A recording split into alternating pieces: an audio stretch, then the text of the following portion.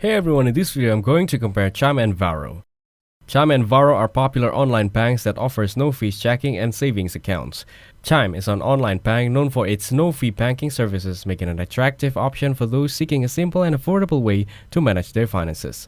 The platform provides a spending account, a saving account, and access to a network of over 24,000 ATMs.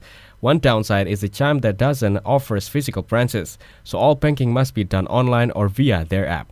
Varo is an online bank that offers a wide range of financial services with no monthly fees, making an attractive choice for those seeking a digital-first banking experience. Additionally, Varo has a credit builder program to help users improve their credit scores by making timely purchases and payments. However, Varo doesn't have physical branches, so all services are provided through its mobile app or online. In my opinion, Varo is better for savings and rewards, while Chime is better for fee-free banking. Thank you everyone for watching this video. Hope you got some value. Make sure to like video and subscribe. Goodbye.